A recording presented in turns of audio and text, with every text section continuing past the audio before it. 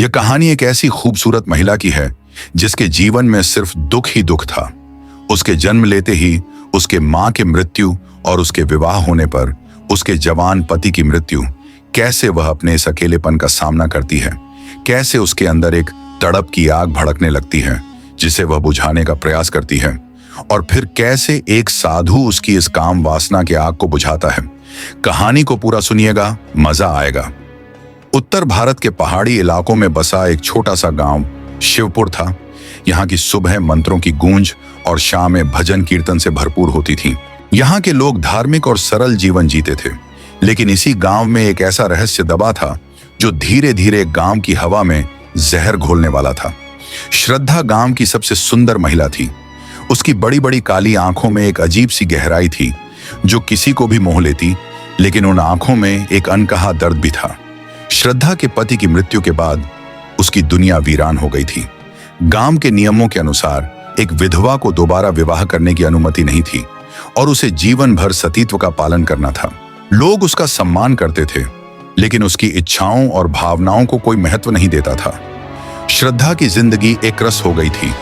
सुबह मंदिर जाना, दिन भर घर के कामों में उलझे रहना और रात को अकेले अपने आंगन में तारों को ताकना। लेकिन वह किसी बदलाव की प्रतीक्षा कर रही थी।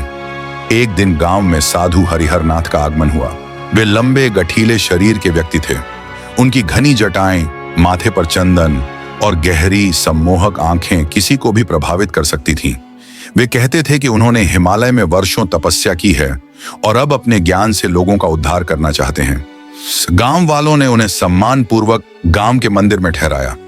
उनके प्रवचन सुनने के लिए लोग दूर दूर से आने लगे। धीरे धीरे उनका प्रभाव पूरे गांव में फैलने लगा। वे कभी किसी बीमार को ठीक करते तो कभी किसी की किस्मत बदलने की बातें करते। लोग उन्हें दिव्य पुरुष मानने लगे। श्रद्धा भी साधु के प्रवचनों में सम्मिलित होने लगी।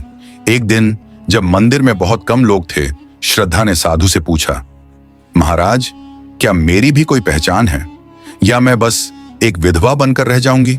साधु ने उसकी आंखों में झांका और मुस्कुराए। हर आत्मा की अपनी एक यात्रा होती है। तुम भी इस संसार में किसी उद्देश्य से आई हो। तुम्हें स्वयं को पहचानना होगा। श्रद्धा उसकी गहरी आवाज में खोसी गई। उसने पहली बार महसूस किया कि कोई उसे समझ रहा है। उस दिन के बाद वह रोज मंदिर आने लगी। धीरे धीरे साधु की बातें उसके दिल को छूने लगी। कुछ दिनों बाद गांव में कुछ अजीब घटनाएं होने लगी। रात में मंदिर से अजीब अजीब आवाजें आने लगी। कुछ लोगों ने दावा किया कि उन्होंने मंदिर के पीछे किसी स्त्री की परछाई देखी थी। कुछ गांव वाले यह भी कहते कि साधु के आते ही कुछ लोगों के घर में अजीब घटनाएं होने लगी थी। पानी अपने आप बहने लगता, दिए अपने आप बुझ जाते और कुत्ते अजीब तरह से रोने लगते।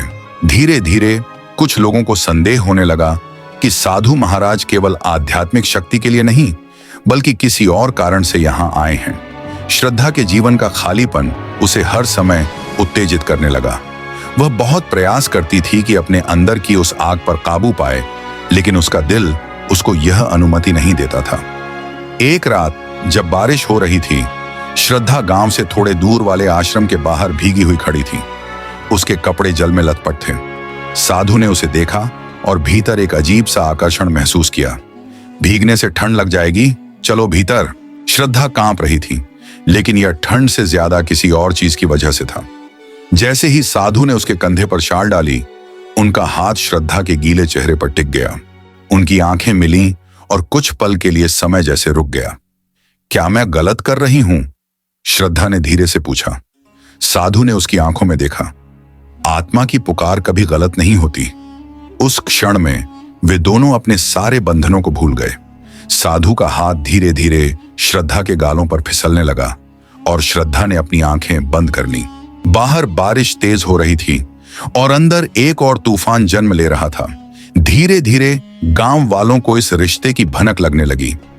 एक रात चंद्रपाल, जो साधु के भक्तों में से एक था, ने देखा कि श्रद्धा आश्रम से बहुत देर रात निकली। उसने यह बात कुछ लोगों को बता दी और धीरे धीरे यह खबर पूरे गांव में आग की तरह फैल गई। गांव के बुजुर्गों ने एक पंचायत बुलाई। श्रद्धा, क्या यह सच है कि तुम्हारा साधु महाराज से कोई संबंध है? श्रद्धा ने सिर झुका लिया। उसकी आंखों में आंसू थे।